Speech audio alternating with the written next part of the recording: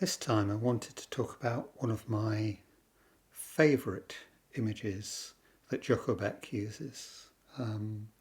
Favourite in the sense that I seem to keep using it when I'm talking to people. It seems to gain in resonance the more familiar I become with it, and be just generally more widely useful. And that's Joko's ABC, a bigger container.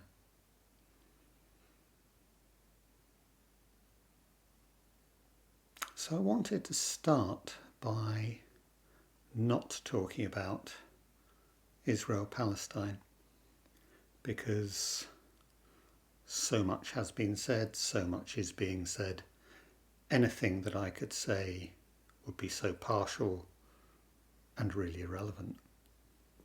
But I do want to talk about our reactions, our feelings, our responses, because I've talked to a lot of people since the new troubles there began, and we do have responses. We do have feelings about this. We do have reactions. They involve, what? Our sense of justice, our sense of fairness, our sense of who isn't and who is heard, and who's being misrepresented and who's not. And for most of us, it touches into, our sense of powerlessness, our sense of, what can I do? And what could I do? What would I do if that were me? And these are deep feelings. These are important reactions. And I mean further, those of us who have children, and we've been hearing about the deaths of so many children, and you can't hear that and not think, what about my children? What if that were them? And what do I do? What could I do? Now you might say, from a kind of very instrumental interpretation of a lot of what Joko says, that, hey, you shouldn't even be thinking about that. It's not here. It's not where you are. It's not happening to you. This is just, this is just your mind doing things. But I think that would be profoundly wrong. Because these feelings are also the basis of our empathy, of our humanity. And I can't and I shouldn't see myself as separate in that sense. So what do we do with them? We need to do something. One of my favourite phrases of Thich Nhat Hanh's is, don't just do something, sit there. Which of course stands the normal phrase on its head. But it draws our attention to something important. Sitting, our zazen, is a doing something, by way of not doing, but it's a response. And there's another lovely story that D.T. Suzuki sold about Pure Land Buddhism, and the kind of innocence of response, innocence in a positive sense, tells the story of an old man who'd been a Pure Land devotee all his life, and the head temple, which he can see from his house. It's way down over the valley, but he can see the temple, and he can see it catches fire, and it's on fire, and he can't get over there, and there's absolutely nothing that he can do. So what did he do? He pours water over a rug of his and just flaps it in the direction of the fire. It's pointless. It's completely ineffective, and yet it's a response born of concern, born of empathy, born of respect for what he cares for. And we need to make some kind of response. Otherwise, well, we might fall into depression and despair. And I'm beginning to talk more generally here, aren't I, about this particular set of events, but much wider set of events. I might fall into depression and despair. I might feel the need to act, an overwhelming need to act, to do something. I don't know what, but I've got to do something. And every time we feel powerless, every time we feel a lack of control over our own lives, well, I need to do something. Either I zone out, I switch off, or it's like a pressure cooker. I feel I have, or I'm going to explode. And this is really where this image of Joko's, a bigger container, comes in. Not giving up, not acting out, but what does a container do? It holds. And I just want to explore this image a little bit. What kind of things might it contain? Well, obviously there's my personal stuff. But somebody that grew up when I did, in fact, the whole of the kind of several post-war generations, nuclear weapons were a huge concern. We really, for years didn't know day to day whether there was going to be a war that was not just going to end all wars, but effectively end all life on Earth. Now, we have the climate emergency, and there are a lot of young people out there with significant mental health issues. That's not through their weakness, I would say it's through their realism. It's a catastrophe, and unless things change radically, it's coming our way. But what do we do with this? Do we just give up? Do we rush round? How do we frame a response? All of those things need containing, holding. What's the appropriate way of doing that?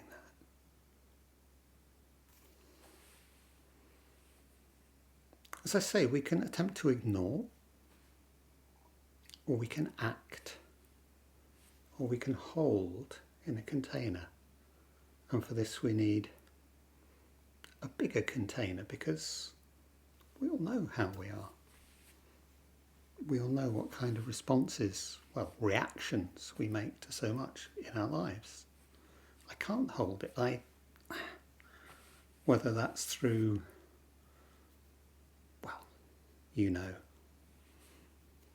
anger, violence, all our stupidity, all our ignorance, when our container overflows. Okay, so a container. What's a container needs to do? And we think, intuitively, it needs to be strong. It needs to be robust, permanent. It needs to be impermeable. Let nothing through, because this is so important that we have to hold it in, and we have to hold it in tight. We need to contain it. Think of the containment around a nuclear reactor, say, or, there are insurgents here. We need to contain them. We need a strong defence. We need to hold tight. We need to be hyper-vigilant, ready for anything. And of course we know from experience that these are all exactly the wrong kind of responses. These are exactly the kind of responses that got us into this mess in the first place. Let's go back to this image of the pressure cooker. Pressure building up and up and up, and it contains, it's strong. But what's the most important element within the pressure cooker? It's the safety valve. Unless that safety valve is there to release the pressure, you keep on building up pressure, boom, you get a big explosion. And nobody wants to be around us if we do that.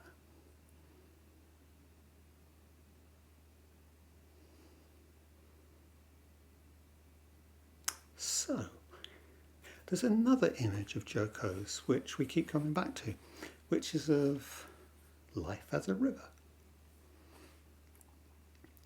So let's ask a very simple literal question.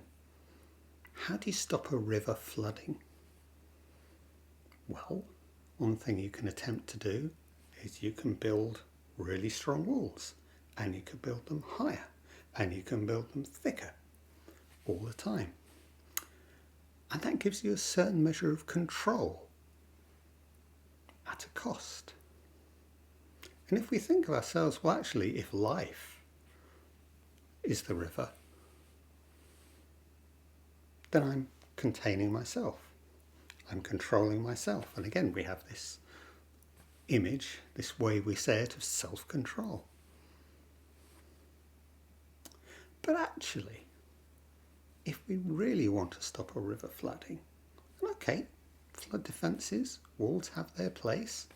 Here and now, maybe we need this. But if I actually want to change the river, change our world so it's flooding less, what do? Well, upstream, I stop chopping down the trees. I start planting trees. I realise that trying to straighten out the river so all the water comes straight down is a fool's errand. In actual fact, all the meanders, all the zigzags, they're going to slow the flow. That's really good. In its natural state and in its cultivated state, there are flood meadows. They're called flood meadows because when there's too much water, they flood. They contain the water. Now, if the soil on the hills is eroded and stony and bare, water's going to run straight down. If that and the flood meadows are rich, organic matter, humus-rich soil, they contain an awful lot of water if it's biodiverse. And so on and so on and so on. Because now, instead of thinking of the river as something separate, thinking of the river as coming to threaten a me, I'm thinking relationally. And relationally is really another word for ecologically. It's the study of relationships. So I'm thinking as a whole, as not separate.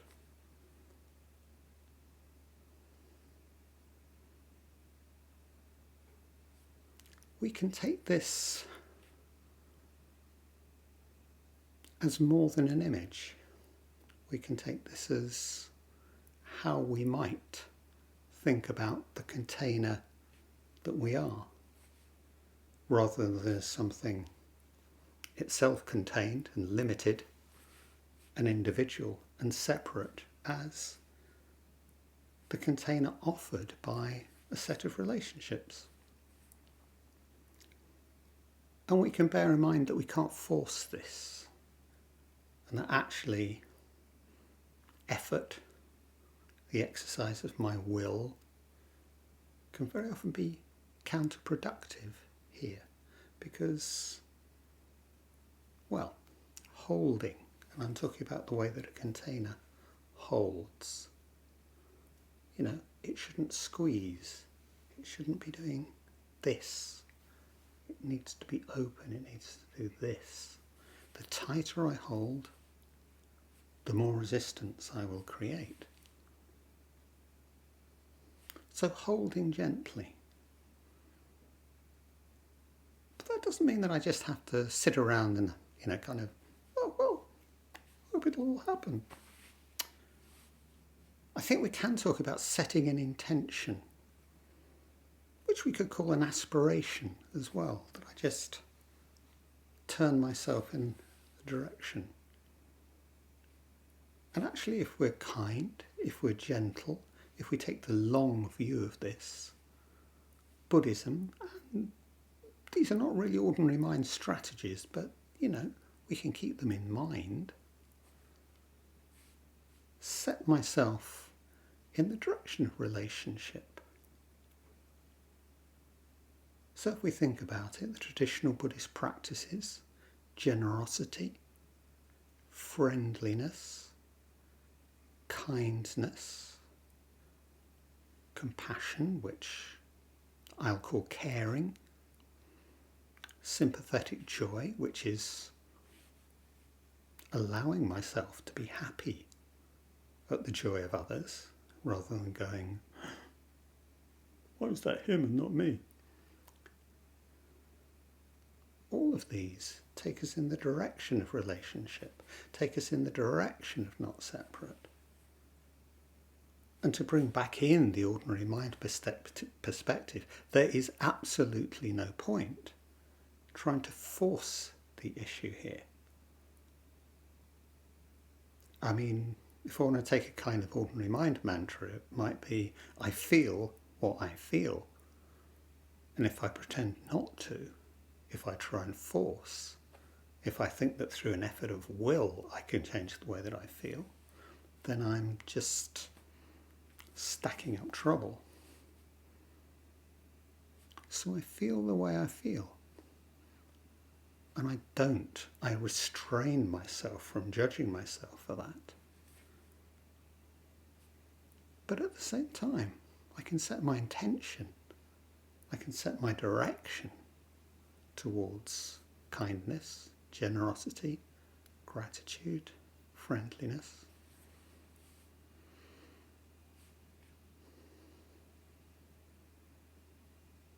So how does that work on the cushion? I always think of the cushion as a kind of laboratory. Control the conditions as far as possible.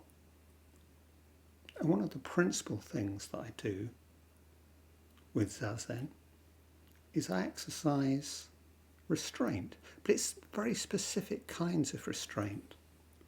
I restrain myself from physical movement because, well, if I think about it, if whatever I'm feeling is making me want to rush off and do something, that's not feeling it.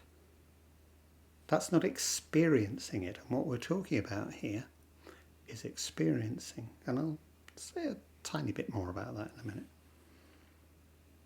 So I'm restraining myself from physical action precisely to create this resistance and feel the need to do something, the need to move.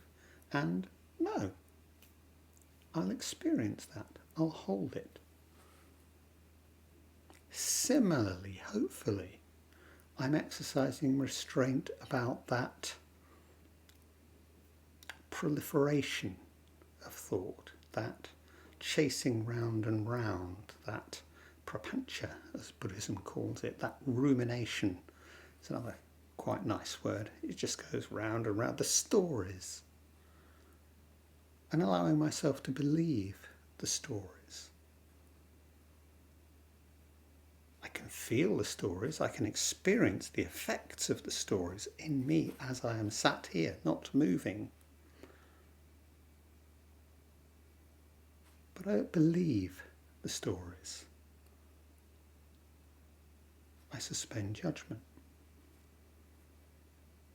Now all of this might seem very neutral. I said, yes, I'm going to sit back. I'm not going to let any of this affect me. I will observe the anger. I will observe the fear. Because I am not the anger, I am not the fear, I am the observer. Again, this couldn't be more wrong. Zen's advice on this, and okay, other traditions may vary, Zen's advice on this is, if I am angry, be the anger. If I am sad, be the sadness. And what does that mean? Well, it doesn't mean act out. It doesn't mean collapse in tears. Well, if I collapse in tears, I collapse in tears, but I don't go that way. It doesn't mean rush round and stab somebody because I'm so angry. It actually means holding, in this gentle sense, really experiencing. And I know I say this endlessly, but it's really, really, really important. I am this experiencing in my muscles, in my bones, in the tightness in my throat, in my chest, in my gut, in whatever's happening.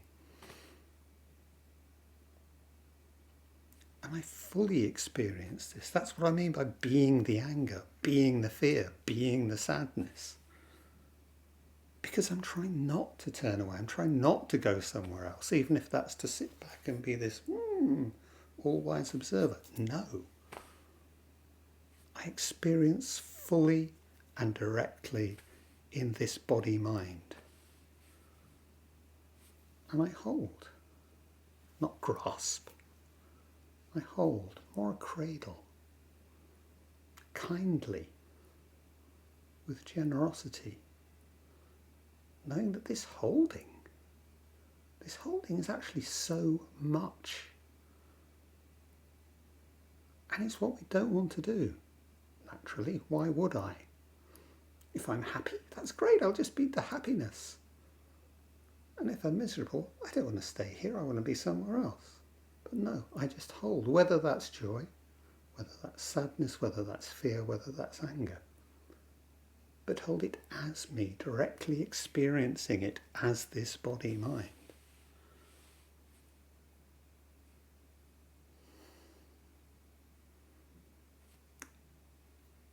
As I come to do this more, with my Zazen, with my other practice, my awareness practices, my engagement with my life as I live it, I find I can hold more. I find I can be more. I can experience at a more intimate level. And I can just hold more. I'm becoming a bigger container. And this is empathy, and empathy is this, because if I can truly experience all these emotions in myself, I can truly begin to appreciate them in somebody else. And so the example of everything I hear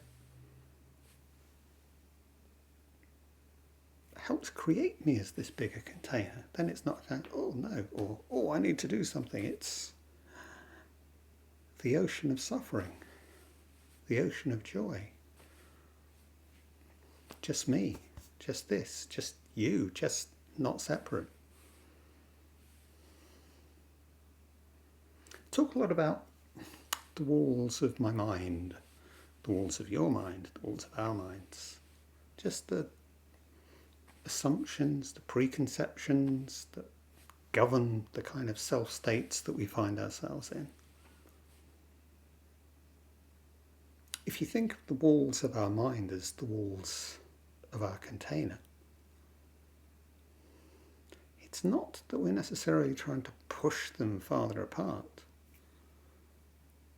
We're trying to allow them to become open, fluid, passing through. It's not that there isn't me and there isn't you, that neither of us really exist or some rubbish like that. It's just that we are not separate, and we begin to realize that we're not separate. And in realizing that we're not separate, not as an intellectual idea, but just as this experience of sharing in non-separation. And in a sense, that's another powerful sense of empathy. Sharing the load.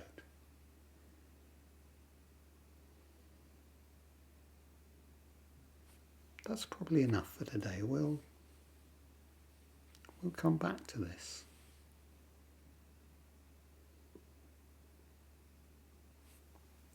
Holding gently, permeably, realizing ourselves as not separate. And not separation is relationship. And yeah, something we'll pick up on another time. We can say that one function of good therapy is to help me see that about myself which I don't see normally.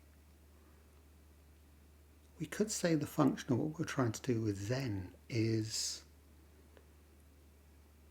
I see myself as, I experience myself as not separate from you, not separate from the universe. So